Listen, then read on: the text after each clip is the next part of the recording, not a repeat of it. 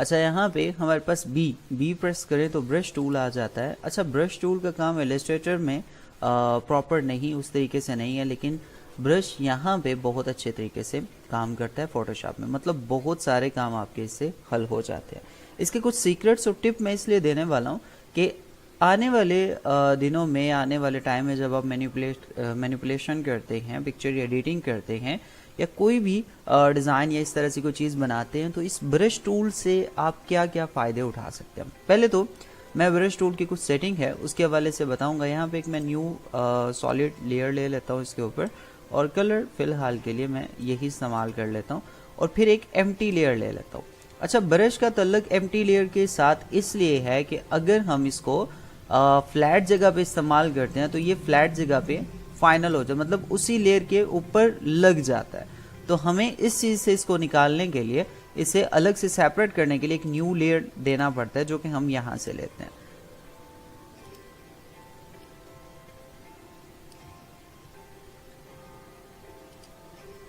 अच्छा ज़रा मैं देख लूँ, चल गया रहा है। हाँ, उसके बाद हमारे पास जब ये हम न्यू लेयर ले लेते हैं, फिर बी प्रेस करते हैं, और फिर जब हम कोई चीज़ ड्रैग करते हैं इसमें, तो ये फ्लैट हो जाती है, मीन्स अब अलग हो जाती है। पहले ये दूसरे के साथ चिपक रही थी और दूसरे लेयर के ऊपर वही लेयर बन चुका था, अब ये अलग हो चुका है। और अगर नीचे वाला हाइड करें तो यहाँ पे आप चेक कर सकते हो, ये लेयर हमारे पास बिल्कुल एम्प्टी और खाली जगह पे पड़ा है। इसका टोटल पहला जो आपको पता भी होगा, लेकिन दोबारा से पता चल गया तो अच्छी बात है। अच्छा यहाँ पे हम फिर से एक न्यू लेयर लेने वाले हैं, और न्यू लेयर लेके मैं यहाँ पे ब्रश ले लेता हूँ। अच्छा ब्रश मुख्तलिफ तरह के जो हमारे पास होते हैं उनको भी हम काम करेंगे, ब्रश की सेटिंग के हवाले से भी हम बात करेंगे। तो बी प्रेस कर लेता हूँ मैं यहाँ पे, और ये टॉपिक सबसे अलग था क्योंकि ये हमारे काम में एक्स्ट्रा जगह पे आता है। हर मतलब तकरीबन हर डिज़ाइन में आपको ब्रश टूल की ज़रूरत पड़ सकती है, मुख्तलिफ अंदाज में, मुख्तलिफ कंडीशन में, तो वो सारी मैं यहाँ पे डिस्कस कर रहा हूँ। अच्छा यहाँ पे हमारे पास न्यू लेयर है, हमने क्या किया कि विंडोज़ में जाके यहाँ पे ब्रशेस क्लिक कर लिया, तो यहाँ पे ब्रशेस की पूरी जो पैनल है वो ओपन हो गया, और ब्रश सेटिंग भी है और ब्रशेस भी हैं। तो हम ब्रश को पहले रख लेंगे और ब्रश की सेटिंग जो है वो बाद में रख लेंगे। अच्छा ये क्या होती है सेटिंग, इसके हवाले से हम बात करेंगे।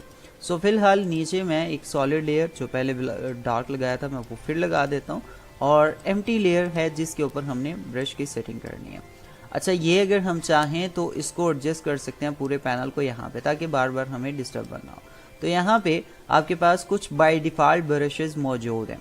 इसमें साइज़ अगर देखें तो इस वक्त ये है, अगर हम फुल करते हैं तो ये हो जाएगा, और अगर हम कम करते हैं तो ये साइज़ भी हो जाएगा। और यही साइज़ आपको मैंने शॉर्टकट की में बताया हुआ है कि राइट क्लिक से साइज़ बड़ा हो जाएगा, लेफ़्ट क्लिक से साइज़ छोटा हो जाएगा। ये काम हो गया, साइज़ को बढ़ा लिया, आप इससे भी ये काम कर सकते हो। जो साथ साथ इसकी शॉर्टकट की भी है वो ये है कि अगर हम यहाँ पे ब्रश का इस्तेमाल करते हैं, ठीक है, और ब्रश को अगर हम आल दबा के राइट क्लिक करते हैं, ठीक है, राइट क्लिक, लेफ्ट नहीं राइट क्लिक, आल दबाना है, राइट क्लिक करना है, तो एक सर्कल आपके पास ये शो हो जाएगा।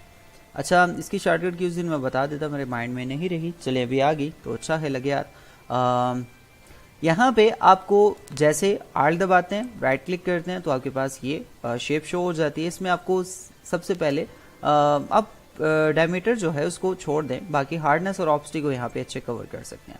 हार्डनेस अगर हम ऊपर लेके जाते हैं तो हार्डनेस इसकी 0 हो जाती है, और अगर हम माउस को इसी तरीके से राइट क्लिक दबा के नीचे ड्रैग करते हैं तो हार्डनेस 100% हो जाती है। ये आप यहाँ पे चेक कर सकते हो।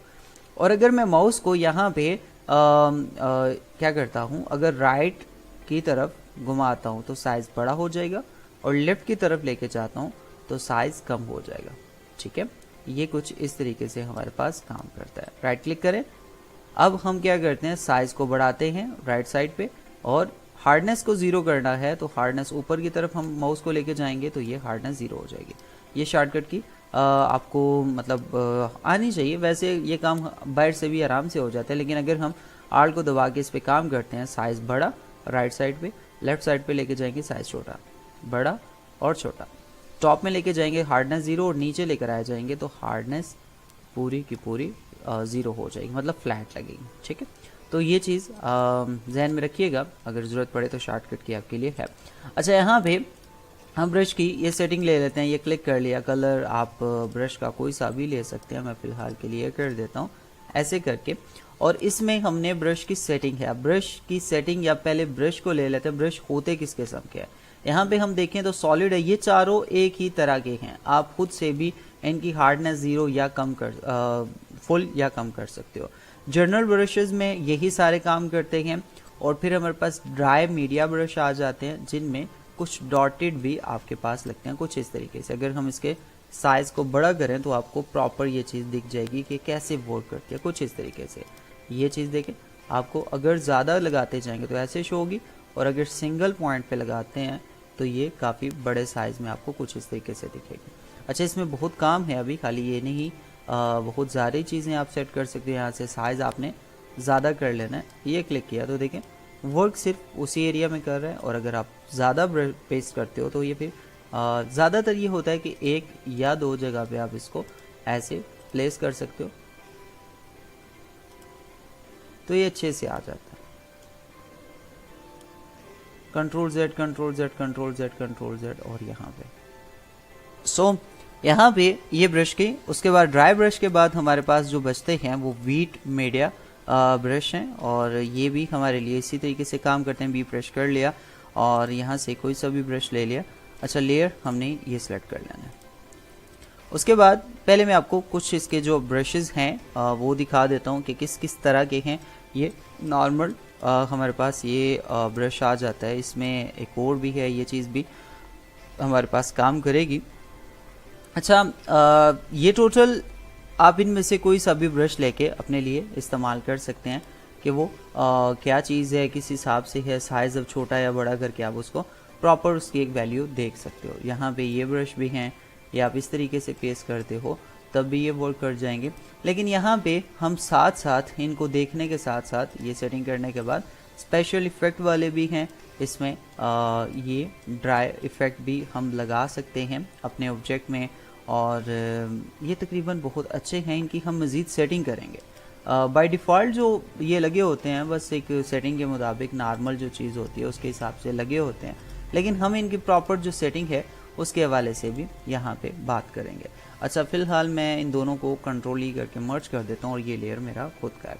अच्छा, इसमें अब ब्रश आ गया, और ब्रश की इसमें से मैंने कोई सा भी ये ब्रश ले लिया, और यहाँ पे मैं इसको ड्रैग कर देता हूँ। कलर, ऑप्सिटी सारा कुछ चेक कर लें कि बिल्कुल ठीक है। हाँ, स्ट्रेंथ अगर देख लें ज़्यादा या कम करनी है तो आप वो भी यहाँ पे देख सकते हो। कम करनी है कम हो जाएगी, फुल लेंथ में करनी है तो फुल लेंथ में भी ये यहाँ पे वर्क करेगी।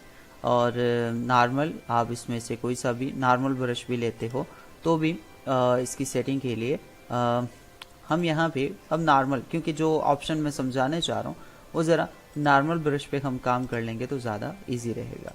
ब्रश सेटिंग में चले जाएं तो इस वक्त आपको एक फ्लैट लेयर दिख रहा है। ब्रश सेटिंग में आ चुके हैं हम, और अगर हम इसको प्लेस करते हैं यहाँ पे, क्या है इसको, अच्छा मैंने लेयर और लिया हुआ था। सो यहाँ पे हमारे पास इनमें से भी अगर हम कोई अप्लाई करें तो यही चीज़ है, बी प्रेस करेंगे ब्रश, और यहाँ पे हम इनको अप्लाई कर सकते हैं। ये सारे के सारे यहाँ पे आ जाएंगे। इनमें से कोई सा भी आप क्लिक करें। अच्छा, ये नीचे ये ब्लर और ये स्मच क्यों सिलेक्ट हो जाते हैं, ये इनके साथ लिंक है तो इस वजह से। बाकी आप ये सिंगल देख सकते हैं, ये वाले ऑब्जेक्ट भी यहाँ पे बड़े प्यारे से पड़े हुए। इसके बाद ये भी पड़ा हुआ है, ये ज़बरदस्त है काफ़ी।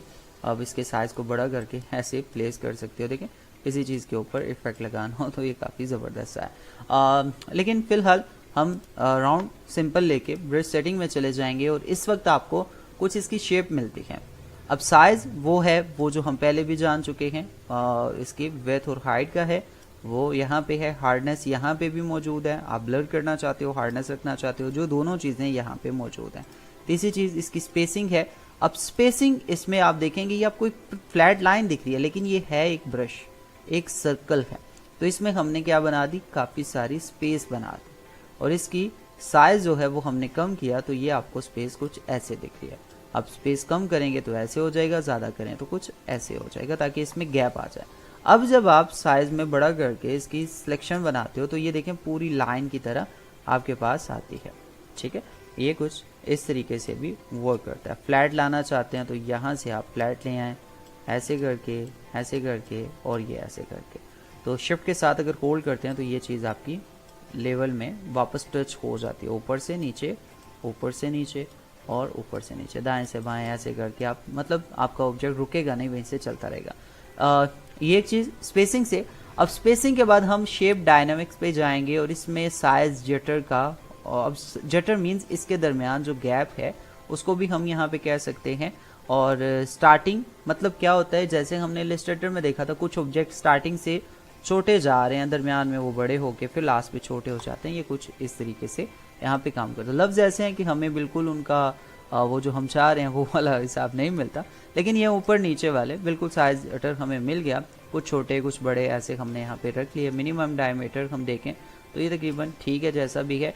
एंगल जटर ये भी सही है। राउंडनेस अगर हम इसको प्रॉपर सर्कल में रखना चाहें या फिर कुछ ऐसा भी करके हम इस्तेमाल कर सकते हैं। अब ये वर्क अगर करेगा तो ऐसे वर्क करेगा, मतलब कुछ इस तरह से शेप आपकी आएंगी। ठीक है, ये सेटिंग भी आपकी, मतलब इसमें से बहुत सारा काम है, खाली यही नहीं है। इसको जब आप फ्री में देखोगे फ्री टाइम में तो आपको बहुत सारी चीज़ें इसमें मिलेंगी। सो कंट्रोल जेड, इसमें स्केटिंग आ जाती है। स्केटर हमारे पास क्या होता है, ये स्पेस जो लाइन होती है उसको आगे पीछे कर देता है यहाँ पे। और काउंट में अगर हम इसको ज़्यादा करें, ये फिलहाल 1 है, 2 करें, 3 करें, 4 करें, अब बहुत सारा रश पड़ गया। ठीक है, और अगर हम साइज़ ज़्यादा कर लें यहाँ पे तो अब जब एक बार में हम क्लिक करेंगे तो ये कुछ इस तरीके से वर्क करेगा। अच्छा, यहाँ पे शेप डायनेमिक में जाके मुझे राउंडनेस जो है वो यहाँ पे क्या करनी है, फुल रखनी है ताकि ये सर्कल प्रॉपर आए, अच्छा लगेगा। कंट्रोल जेड कर देते हैं तो अब ये कुछ इस तरीके से वर्क करेगा। साइज़ में थोड़ी कमी कर देते हैं तो अब ये देखें कुछ इस तरीके से वर्क करेगा। अच्छा, इसमें और बहुत सारी चीज़ें हैं, मैं अभी बताता हूँ। अच्छा, स्केटरिंग में हम चले गए और इसके साइज़ को थोड़ा आगे पीछे कर लिया। काउंट में हम काउंट कम कर देते हैं, नॉर्मल काउंट में हम इसको रखते हैं और जटर थोड़ा सा ज़्यादा करके इसको ये तकरीबन स्पेसिंग हम ज़रा क्लोज कर देते हैं। ऐसे करके अब जब इस्तेमाल करेंगे तो कुछ इस तरीके से आएगा। बाद में हम इसके ऑब्स्टिक वगैरह कम करके इसको सेट कर सकते हैं। टेक्सचर आ जाता है कि हम अगर इसमें टेक्सचर वगैरह ऐड करना चाहें तो कौन सा करेंगे। यहाँ पे बाय डिफ़ॉल्ट आपके पास टेक्सचर पड़ा है, ये अगर आपको किसी जगह इस्तेमाल करना पड़े तो आप कर सकते हैं, वैसे मैं नहीं करूँगा। ब्राइटनेस एंड कंट्रास्ट ये छोड़ दूंगा मैं। और डुअल ब्रश, अगर आप एक ब्रश के साथ दूसरा ब्रश इस्तेमाल करना चाहते हो तो इसमें मर्ज हो जाएगा और इसमें आप साइज़ और स्पेसिंग का हिसाब सेट कर सकते हो। इसमें सेटिंग दूसरा ब्रश लगा सकते हो, जब वो प्रेस होगा तो दूसरे ब्रश की भी थोड़ी बहुत ही सेटिंग इसमें आ जाएगी। वैसे हम ये भी इसमें इस्तेमाल कर लेते हैं इस तरीके से। तो इसके कॉर्नर जो होते हैं, जूम कर लेता हूँ तो ये कॉर्नर थोड़े से जिगजैग से हो जाते हैं, बस इतना सा काम इफेक्ट डालता है वो इन चीज़ों के ऊपर, बहुत ज़्यादा नहीं। अच्छा, ये चीज़ कंट्रोल जेड और यहाँ पे हम फिर से ब्रश लेके कंट्रोल से। अच्छा, मज़ीद हमारे पास ये रोल ब्रश ख़त्म कर देता हूँ स्केटिंग। ठीक है, कलर डायनामिक है और ये बहुत अच्छा है। इसमें सबसे पहले फॉरग्राउंड और बैकग्राउंड कलर है। तो अगर आपके पास फॉरग्राउंड और बैकग्राउंड कलर में आप मिक्स करना चाहते हो, ये मेरे पास इस वक्त कलर जो मैं इस्तेमाल कर रहा हूँ ये वाला कर रहा हूँ, और इसके बैकग्राउंड का कलर जो है वो मैं कोई और कर देता हूँ, ये वाला। और अगर मैं इन कलर को मिक्सचर करूँगा, अप्लाई करूँगा, तो अब ये कलर फ़िलहाल फ्लैट आएगा। उसके बाद ह्यू मैं चेंज करूँगा तो अब ये चीज़ हमारे यहाँ पे फाइनल होगी। सिचुएशन अगर ज़्यादा करते हैं स्कैटरिंग को ख़त्म करके तो देखें अब कलर हमारा चेंज होगा। हम अप्लाई करेंगे तो कलर और स्कैटरिंग भी ऐड कर देता हूँ। तो अब जब यहाँ पे हम अप्लाई करेंगे तो कलर डिफरेंट, ये इसको मैं हाइड कर रहा हूँ जिसकी वजह से कलर प्रॉपर शो नहीं हो रहे। तो अब देखें जब भी हम इसको अप्लाई करेंगे हर बार एक नया कलर, हर बार एक नया कलर। ये देखें बहुत आसानी से हम ह्यू को चेंज कर रहे हैं। अब ह्यू को अगर ज़्यादा कर देते हैं तो यहाँ पे हर बार अप्लाई करने से, क्लिक करने से आपके पास एक नया कलर आ जाएगा, जो कि बैकग्राउंड बनाने में या इफेक्ट बनाने में आपके बहुत सारा हर दफ़ा साइज़ भी अलग आएगा और आपके पास कलर भी अलग आएगा। देखें हर दफ़ा। तो आप कभी भी ये चीज़ बनाते हुए आपको ये टेंशन नहीं होगी कि यार मैं कलर को छोटा बड़ा भी करना है, साइज़ भी ऐसे करना है। तो आप इस तरीके से बहुत अच्छे तरीके से अपनी स्पेस को बढ़ सकते हो। गुड गुड गुड, ये देखें बहुत आसानी से। अच्छा, फोरग्राउंड और बैकग्राउंड कलर को मिक्स करके मैं ये सारे कंट्रोल सेट करके वापस जाता हूँ, मे बी हो जाए। लेयर डिलीट कर देता हूँ क्योंकि बहुत ज़्यादा हो गया। नया लेयर ले लेते हैं और फिर इसको अप्लाई करते हैं ऐसे करके, और फोरग्राउंड अप्लाई टू पर टिप पे करते हैं। और हम पर टिप मीन्स क्या है, पहले अगर हम जब अप्लाई करते थे तो पूरी स्लैश लगा के तब नया कलर आता था। अब क्या होगा कि हम जब इस पर क्लिक करेंगे तो हर एक कलर ड्रैग करते टाइम चेंज होता जाएगा। तो अब ये और ज़्यादा आसान हो जाएगा हमारे लिए कि हम बस एक ही ब्रश से ड्रैग करते हुए सारी जगह पे कलर जो हैं वो बढ़ सकते हैं। तो देखें बहुत आसानी से कलर आए हमारे पास, कंट्रोल Z।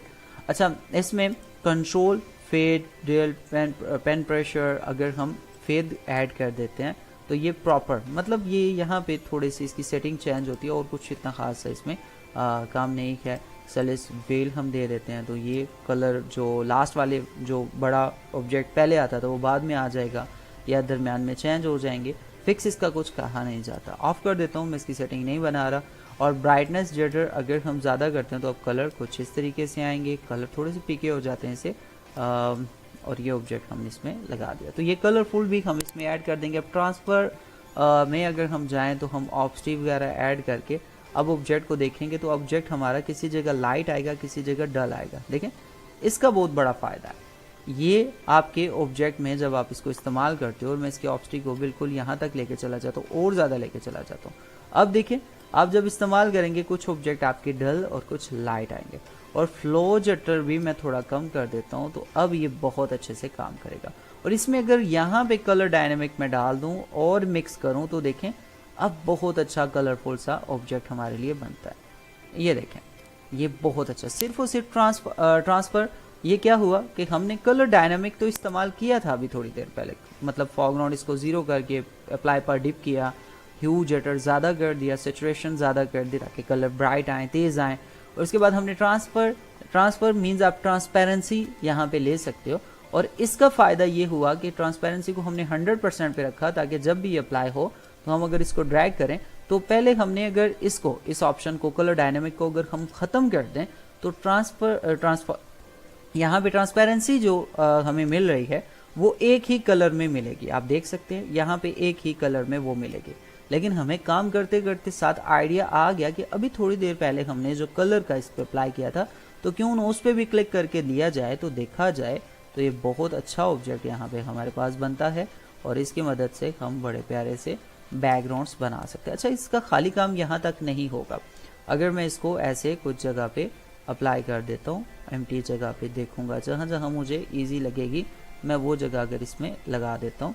अच्छा, ये चीज़ करने के बाद लाजमी नहीं कि हम इसी पे रुकेंगे, हम लेयर में आ जाएंगे और इसके ऊपर एक और न्यू लेयर है कि ह्यू एंड सैचुरेशन ले लेंगे। और ह्यू एंड सैचुरेशन में पहले इसको क्या करूँगा, डबल क्लिक करके इसको सिर्फ और सिर्फ इस जो हमारा ब्रश है इसके ऊपर रखूँगा। और फिर मैं ह्यू को अगर चेंज करूं तो कलर देखें कितने ज़बरदस्त से और आसानी से मेरे चेंज हो जाएंगे।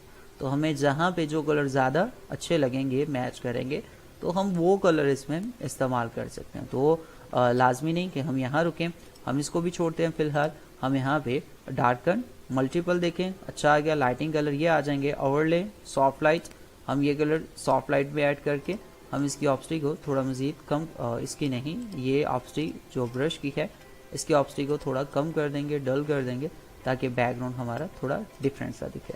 तो ये चीज़ हो गई। अब इसके ऊपर फिर से अप्लाई करेंगे, सेम सेटिंग आ जाएगी। ये काम आप ज़रूर, मतलब जब एक काम सीखें तो पिछली काम को ज़रूर साथ अटैच करें ताकि वो आपके लिए कुछ नया ज़रूर ला कर देगा। तो यहाँ से आप कलरफुल अपने ऑब्जेक्ट को कलर ज़्यादा करने, कम करने, वो भी आप यहाँ पे बना सकते हैं। गुड हो गया, ये सेटिंग हमने जानी। और मैं कंट्रोल Z करके पीछे आ रहा हूँ और इसको यहाँ पे छोड़ रहा हूँ। ब्रश सेटिंग तकरीबन यहाँ तक हमारी पहुँची और B हमने प्रेस किया हुआ। अच्छा, ट्रांसफॉर्म में जाके कलर डायनामिक ख़त्म कर रहा हूँ और यह रहने देता हूँ। ब्रश पोज है, इसको अगर एक्स और वाई की पोजीशन में हम देखें तो ये फ़िलहाल रोटेशन, अगर आपके पास फ्लैट कोई मतलब कोई फ्लैट चीज़ है लेफ़्ट टू राइट और या टॉप टू बॉटम, तो आप उसके लिए रोटेशन इस्तेमाल कर सकते हो। सर्कल के लिए रोटेशन इस्तेमाल नहीं होती। ठीक है, मैंने पहले भी कहा था कि हर एक चीज़ हर एक ऑप्शन के लिए नहीं होती। सो इसको फ़िलहाल हम अनचेक करते हैं, हमारे लिए नहीं है। नॉइज़ अगर हम ऐड करना चाहें अपने ऑब्जेक्ट में तो यहाँ पे क्या हम ब्रश में इसको इस्तेमाल कर सकते हैं। ये हमने लगाई फ़िलहाल इसको हम अनचेक कर देते हैं और यहाँ पे हम चले जाते हैं। नॉइज़ फ़िलहाल यहाँ पे ऐड नहीं होगी। वेट में हम चेक करते हैं, ये हमारे ऑब्जेक्ट यहाँ से चेंज होंगे तो वो ऑब्जेक्ट भी चेंज हो जाएगा। मीन्स अगर हम यहाँ पे ये ब्रश ऐड करते हैं तो देखिए अब वही चीज़ जो हमने पहले वहाँ पे सिंपल में बनाई थी अब यहाँ पे हम बना रहे हैं। तो ये ऑब्जेक्ट सेलेक्ट करने के बाद हम यहाँ पे देखें इसमें कलर भी नहीं आएगा। कुछ चीज़ों पे कुछ चीज़ें अप्लाई होती हैं, कुछ पे नहीं होती। तो जैसे कि ये ऑब्जेक्ट है, इस पर कलर अप्लाई नहीं हो रहा, ये फ्लैट है और स्मूथिंग इसमें है और बिल्डअप इसमें है, वो आप ले सकते हो। बस इतने से कुछ ऑप्शन पे प्रॉपर काम करेगा, कुछ पे नहीं। तो आपको यहाँ तक इसका आइडिया हो गया होगा, इसको आप इस्तेमाल कर सकते हैं। अच्छा, ब्रश में मेन जो इसकी डीपली जो सेटिंग थी, जिसे हम अंदर की सेटिंग आते वो यही थी और जो मेन ऑप्शन थे मैंने आपको वो समझा दिए। बस इससे ज़्यादा इसमें कुछ चीज़ें नहीं हैं अगर हम कहें तो। हाँ, अगर आपसे ये सेटिंग आउट हो जाती है, मतलब आप सोचते हो कि यार अब क्या होगा, तो आप सिंपल विंडो में जाएं, वर्क स्पेस में जाएं और रीसेट कर लें, एक्सटेंशन अपनी रीसेट कर लें ताकि आपकी टेंशन ख़त्म हो जाए। ये यहाँ से निकाल दें, ये यहाँ से निकाल दें और सिर्फ विंडो में जाके आपको लेयर पैनल चाहिए तो लेयर पैनल आपका यहाँ पे आ जाएगा। तो बस आपका काम हो गया। बाकी जो पैनल हैं उनको भी आप निकाल के यहाँ पे क्लोज़ कर दें तो हमारा ऑब्जेक्ट यहाँ पे वापस आ जाएगा। अच्छा, ब्रश में हम यहाँ पे कुछ चीज़ें मज़ीद जो जानने वाले हैं। फ़ोटोशॉप में हम मॉकअप्स जो बनाते हैं उनके लिए भी क्या फ़ोटोशॉप में अगर कोई चीज़ हम बना रहे हैं तो उसका मॉकअप भी क्या हम आसानी से रेडी कर सकते हैं। तो बिल्कुल हम यहाँ पे शिफ्ट बैक स्पेस ले लेते हैं, कोई सा भी कलर है हम लगा देंगे और फिर कंट्रोल टी प्रेस कर लेते हैं। अच्छा, इसमें शेडो वगैरह लगाने के लिए जो चीज़ मुझे कही गई थी मैं उस पर बात कर रहा हूँ।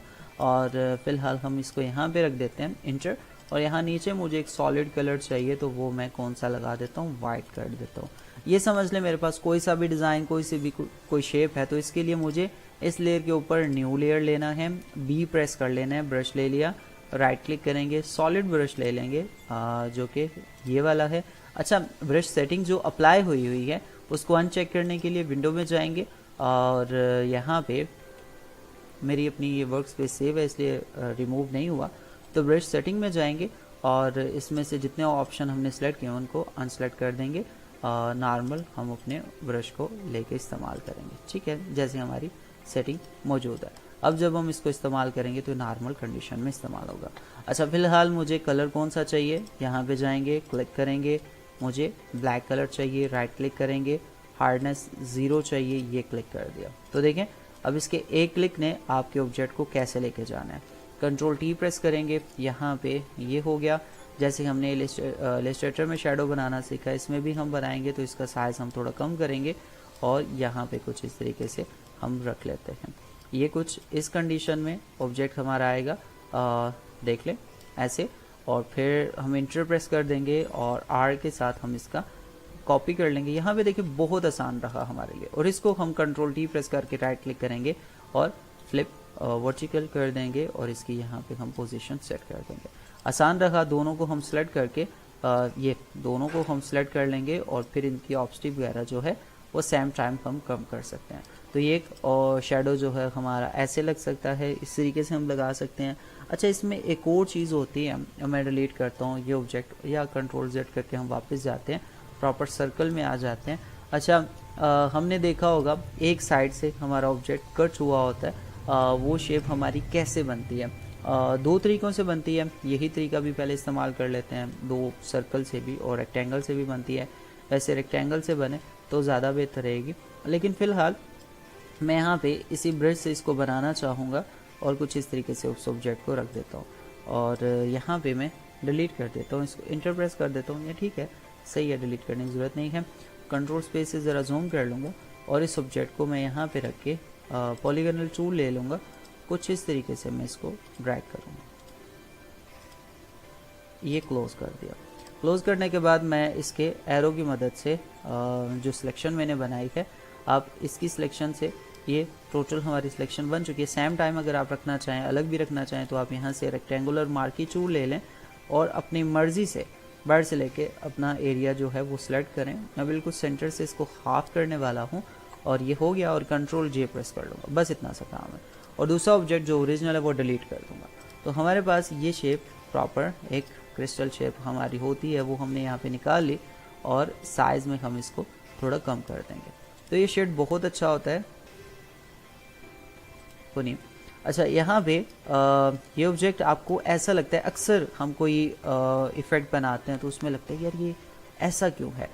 इसकी बड़ी वजह मैं सिंपल से आपको बताता हूँ। जब ये ऑब्जेक्ट हम बना लेते हैं तो इसमें कोई सी भी शेप लगाए तो वो कैसे दिखती है। अगर मैं बिल्कुल यहीं से एक शेप स्टार्ट करता हूँ, यहाँ पे लगा देता हूँ और इसके जो कॉर्नर हैं मेरे ख्याल में ये ठीक रहेगा, हाँ ये चलें यही सही रहेगा।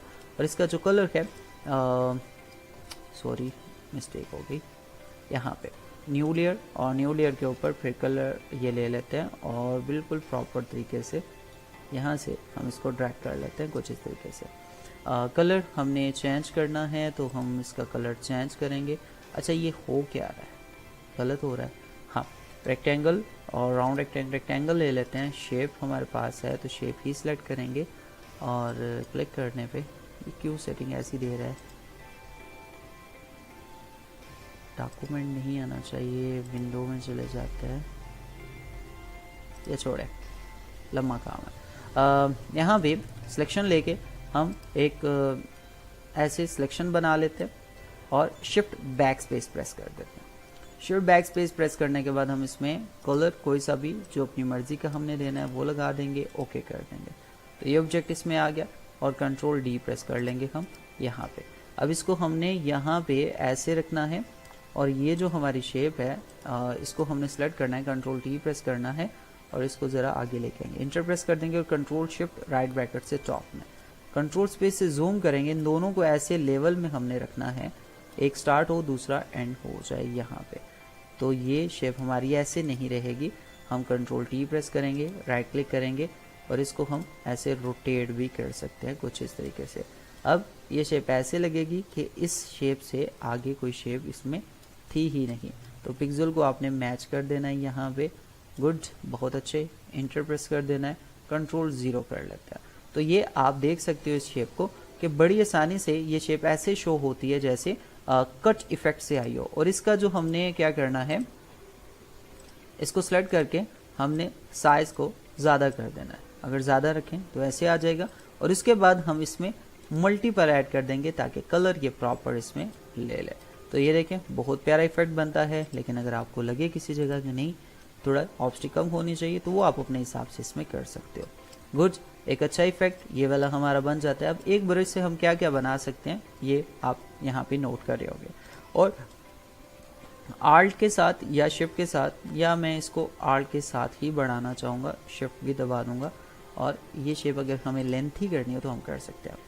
आल्ट के साथ मुझे इसको कॉपी भी करना है तो आल्ट दबाऊंगा, कॉपी, और ये हमारा ऑब्जेक्ट यहाँ पे चला जाएगा और कंट्रोल टी प्रेस कर लेंगे, इसको स्वैप कर देते हैं और इस साइड पे हम लगा लेते हैं। अक्सर ये इफ़ेक्ट हमें ढूंढने को मिलते हैं कि यार ये कैसे बनेंगे, ये क्या हैं, तो हमारी सोच से अलग हैं। और अगर हम इनको डिलीट कर दें, ये वाला मैं डिलीट कर देता हूँ, ये ऑब्जेक्ट आ गया, कंट्रोल टी प्रेस करेंगे, कुछ इस तरीके से ऑब्जेक्ट को मैं रख देता हूँ और यहाँ पे रख देते हैं आल्ट के साथ हम यहाँ पे कॉपी कर लेते हैं, कंट्रोल टी प्रेस करते हैं और ये ऑब्जेक्ट हमारा कुछ इस तरीके से यहाँ पे आ गया, चेक लगा दिया और ये शेप हमारे पास बहुत अच्छे से आ गई। तो ये काम आप इसके अंदर कोई हेडिंग बनानी हो, कुछ करना हो तो आप इसमें कर सकते हैं। क्लास को दोबारा से ज्वाइन करें और बस एक दो चीज़ें फिर बात करते हैं। यहाँ पे शेडो के ब्रश टूल के हवाले से जो चीज़ें हैं उनके ऊपर हम बात कर रहे थे। ये ऑब्जेक्ट मैं डिलीट कर देता हूँ यहाँ से, ये दोनों, और इनके बाद हम जो मज़ीद चीज़ों पे काम करने जा रहे हैं। अच्छा मैं यहाँ पे इफ़ेक्ट कोई डाउनलोड में कोई पिक्चर पड़ी होनी चाहिए मेरे पास, ये वाली, और हाँ ये वाली ले लेते हैं या ये वाली, कोई सी भी एक उठा लेते हैं, फोटोशॉप में ले आते हैं और यहाँ पे रख देते हैं। अच्छा, ट्रांसपेरेंसी दो तरीक़ों से इसमें लगती है। एक तरीका जो आपको इरेजिंग करने से, मतलब अब या तो आप ऑब्जेक्ट को लें, इसके नीचे एक लेयर ले लें और इस लेयर के ऊपर आप कोई कलर लगाना चाहें तो बॉटम में आप एक कलर इसमें लगा सकते हैं सॉलिड, और सॉलिड में आप इससे मिलता जुलता ये कलर देना है, ये कलर देना, तो आप लगा सकते हैं। उसके बाद ई प्रेस करेंगे, इरेजर टूल, यहाँ पे ई प्रेस करना है आपने, इंटर हो गया, ई ये, और साइज़ में कम कर दिया, और साइज़ कम करने के बाद हार्डनेस 0 है, तो आप एक साइड से जब इसको इरेज करते हो तो ये कुछ इस तरीके से वर्क करता है। कंट्रोल Z कर देते हैं साइज़ में बड़ा करके। अब अगर इरेज करता हूँ तो इसकी ट्रांसपेरेंसी बहुत अच्छे तरीके से यहाँ पे लगती है। तो ये आप शेडिंग वगैरह बनाने के लिए इस ट्रिक को इस्तेमाल कर सकते हो। मीन्स सर्कल काफ़ी बड़ा करके ई प्रेस करना है, सर्कल काफ़ी बड़ा करके आप यहाँ से ये शेडिंग इसमें लगा सकते हो, और ये बहुत अच्छे तरीके से शेड लगता है। और अगर आप इस पर एक और काम करें, इसकी ऑप्सिटी काम करने से पहले अगर आप इसकी ऑप्सिटी को यहाँ थोड़ा कम कर दें 70% तक, तो ये बहुत अच्छे तरीके से शेड इसका बनता है। मतलब पहले आपने क्या करना है कि यहाँ से प्रॉपर शेड लाना है ऐसे, और फिर लास्ट से 1-2 बार क्लिक करेंगे तो ये हाइड हो जाएगा। तो एक तरीका ये है कि हम किसी ऑब्जेक्ट में शेडिंग वगैरह या इस तरह से कोई ऑब्जेक्ट मतलब कोई लगाना हो तो हम ये कर सकते हैं। बैकग्राउंड कोई और कलर भी दे सकते हैं। ठीक है, बहुत आसानी से हम ट्रांसपेरेंसी अपने ऑब्जेक्ट में ऐड कर सकते हैं। लेकिन ब्रश टूल से ये काम हम कैसे करेंगे? कंट्रोल Z प्रेस कर रहा हूँ, और कंट्रोल Z प्रेस करने के बाद हम ब्रश टूल की, अब देखिए टूल एक है, अगर आप देखें तो पिछले 45 मिनट से हम एक टूल के ऊपर बहस कर रहे हैं, और मेरा मकसद भी यही होता है कि हम चीज़ों की तह तक पहुँचें, काम करें, ना कि मतलब यार हर 10 मिनट में एक नया टूल, 10 मिनट में नया टूल, और तकरीबन 1 घंटे में फोटोशॉप ख़त्म। अगर उस हिसाब से देखा जाए तो हम यहाँ पे तकरीबन 20 आवर या 20 घंटे कह लें, 18 घंटे कह लें, लेकिन हमने इतना टाइम लगाया, और 20 दिन हमने लगाए हैं जो कि फ़ोटोशॉप को हम कवर कर रहे हैं। तो ये चीज़ हमारे दिमाग में बैठती है कि रोज़ एक चीज़ मिलती है, उसकी डिटेल हमें मिलती है। जब हम हर 10 मिनट में एक नया टूल सीखेंगे तो मेरे समझ से बाहर है कि हम कैसे सीख सकते हैं। सो यहाँ पे ये चीज़ होने के बाद हम ब्रश टूल की वैल्यू बताता हूँ मैं आपको। बी प्रेस कर लेते हैं, ब्रश ले लिया, और बी यहाँ पे भी प्रेस कर लिया। अच्छा, इसके 2 तरीके हैं। एक मास्किंग से हम शेडिंग बना सकते हैं, जैसे मैं पहले मास्किंग से आपको बना के देता हूँ। मीन्स यहाँ पे ये ऑब्जेक्ट सेलेक्ट किया, इसका मैंने मास्क बना लिया, यहाँ पे मास्क बना लिया, और मास्क बनाने के बाद बी प्रेस करेंगे, और वाइट है वो कलर लाता है लेकिन ब्लैक इरेज करता है। ठीक है, समझ रहे हैं आप? गुड है। अच्छा, इसके बाद हमने स्क्रॉल से साइज कम कर देना है, और यहाँ से इसकी मास्किंग बना लेनी है। मतलब हम ऐसे क्लिक कर देंगे। अच्छा, इस क्लिक का फ़ायदा ये होता है कि रिवर्स भी आ जाते हैं, मतलब हम वापस रिवर्स करें और वाइट से ये एरिया जो हम नहीं चाहते कि वो फ्लैट हो, वो भी आ सकता है, वापस आ सकता है। ठीक है, ब्लैक से इरेज हो सकता है, और आप यहाँ पे वाइट से इसे वापस भी ला सकते हैं। ये भी एक ब्रश में मास्किंग और शेड ट्रांसपेरेंसी लगाने का तरीका है।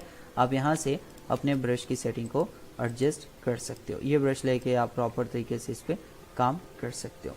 अच्छा, इसमें कंट्रोल Z कर देता हूँ मैं, और नॉर्मल हम इसको जो मास्क है राइट क्लिक करके डिलीट लेयर मास्क कर देते हैं। अब बी प्रेस करेंगे हम, एक न्यू लेयर लेके फिर बी प्रेस करेंगे साइज़ में। अच्छा, इसकी सेटिंग जब एक बार चेंज हो जाए तो ये इसका होता है, आप इनको अनचेक कर लें ताकि ये आपको डिस्टर्ब ना करें। उसके बाद आप साइज़ में इसको बड़ा कर लें, और ये भी बिल्कुल उसी तरीके से राइट क्लिक करें, हार्डनेस 0 करें, और इस तरीके से आप कोई कलर, हाँ इसमें ये फ़ायदा होता है कि आप ऊपर जो अपनी मर्ज़ी का कलर लगाना चाहते हो वो यहाँ से सिलेक्ट करना है। तो मैं ये कलर इसमें लगा देता हूँ, और ये कलर ऐसे हो जाएगा, और कुछ इस तरीके से हम इसमें शेडिंग अप्लाई कर देते हैं। तो देखें, और अगर आपको सिर्फ एक साइड पे शेडिंग चाहिए, सिर्फ बॉटम में, तो आप स्क्रॉल से इसको कम कर लें, और सर्कल का साइज़ आपने बड़ा करना है। तो बॉटम में सिर्फ शेडिंग आ गई, टॉप में भी आप कोई शेडिंग हल्की से लगाना चाहते हैं तो ये कुछ इस तरीके से वर्क कर जाएगा। आफ्टर बिफोर, और बाद में अगर आप कोई ब्लेंड मोड इसमें इस्तेमाल करना चाहते हैं, मल्टीपल, ओवरले, सॉफ्ट लाइट, तो सॉफ्ट लाइट इसमें या ओवरले बहुत प्यारा आता है। लाइटिंग, स्क्रीन भी बहुत अच्छा आएगा। आफ्टर बिफोर, तो आप इस तरीके से कलर मैच कर सकते हैं। और इस ब्रश को बाद में कंट्रोल U, या फिर आप सिंपल सा ये काम कर सकते हैं, इसमें एक ह्यू एंड सैचुरेशन लगा सकते हैं। ह्यू एंड सैचुरेशन आ गई, और फिर इसमें आप कलर सिर्फ और सिर्फ ब्रश का चेंज होगा, तो आप इसके कलर को चेंज कर सकते हैं। मतलब आप अपने ऑब्जेक्ट की सेटिंग को यहाँ पे चेंज कर सकते हैं।